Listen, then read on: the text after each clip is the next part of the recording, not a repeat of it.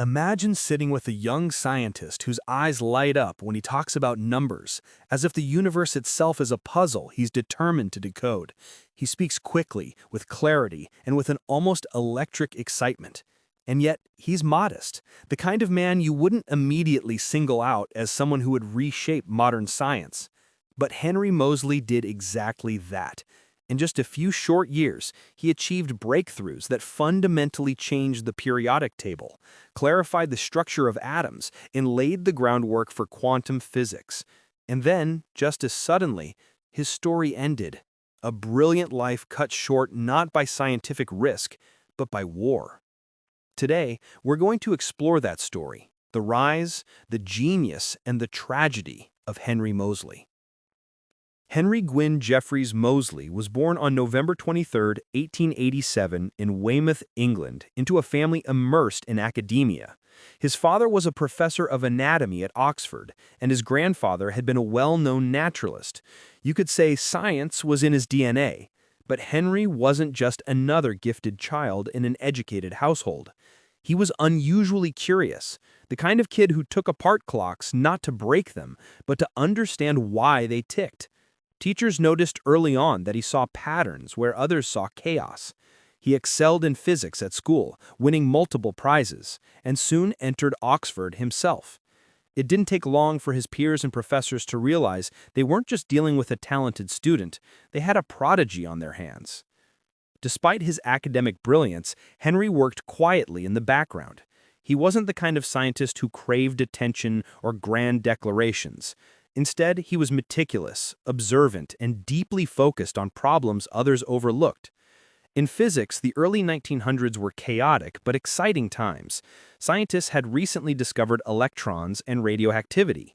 The atom was no longer an abstract concept, it was a battlefield of ideas. But there was one major problem. The periodic table was still based largely on guesswork. Elements were arranged by atomic weight, but some didn't fit neatly into place. Why, for example, did cobalt come before nickel, even though it weighed more? Why were some elements missing but presumed to exist? No one truly knew what defined an element at the deepest level. This is where Henry Moseley enters the story like a spotlight cutting through fog. After graduating, he joined Ernest Rutherford's laboratory in Manchester, the same Rutherford who discovered the atomic nucleus. It was a powerhouse of scientific activity, buzzing with experiments that pushed the boundaries of physics. Moseley quickly became fascinated with X-rays and how they interacted with matter. At the time, X-rays were still relatively new, and their connection to atomic structure wasn't well understood. But Moseley saw something others didn't, a pattern waiting to be uncovered. He designed careful experiments using X-ray spectroscopy to measure the frequencies of radiation emitted by different elements. What he discovered was astonishing. When he plotted the square root of the X-ray frequency against an element's position in the periodic table, he found a perfect linear relationship. Each element had a unique signature tied not to its atomic weight, but to the number of protons in its nucleus.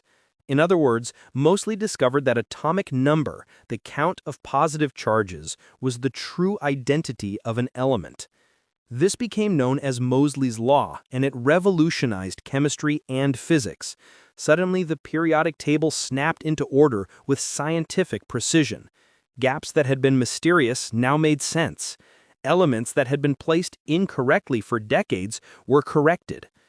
For the first time, scientists could confidently predict the number of missing elements. Think of how profound that is. A 26-year-old solved the core structural puzzle of the periodic table in just a few years of work. Even Niels Bohr acknowledged that his own atomic model only made sense because of Moseley's discoveries. It was that impactful.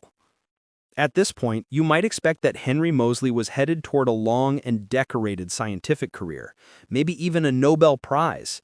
In fact, many historians argue he almost certainly would have won one, perhaps multiple, had he lived. But in 1914, the world changed. World War I began, and with it came a wave of patriotic duty that swept across Europe. And this is where the story takes a heartbreaking turn. Despite pressure from senior scientists to keep him in research, Henry volunteered for military service.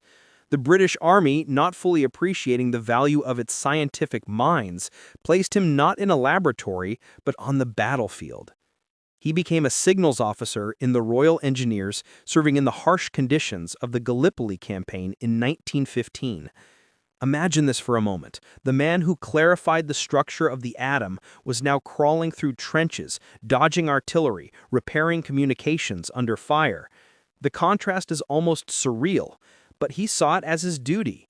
He believed he shouldn't receive special treatment, even though his peers insisted that his mind was more valuable than a rifle.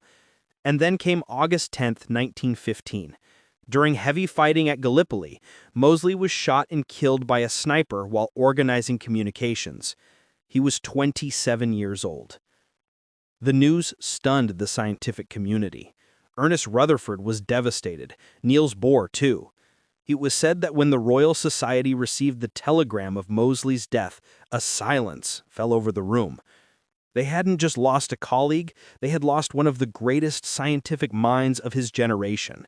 His findings had already reshaped science. His potential was immeasurable.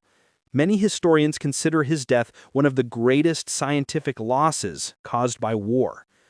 And something remarkable happened after this tragedy. The British government, confronted with the enormity of the loss, changed its military policy. From that point on, the United Kingdom began exempting highly valuable scientists from frontline combat, ensuring they contributed through research rather than direct fighting.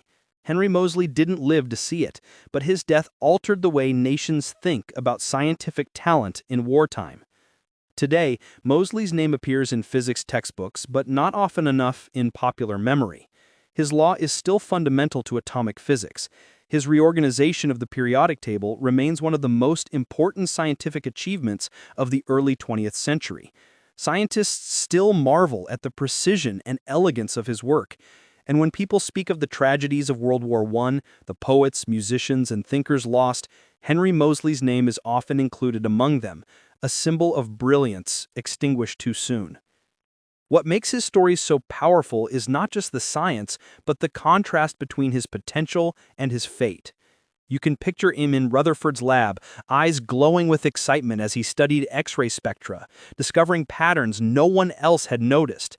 And then picture him months later on a battlefield, crouching under fire, far from the chalkboards and equipment that defined him.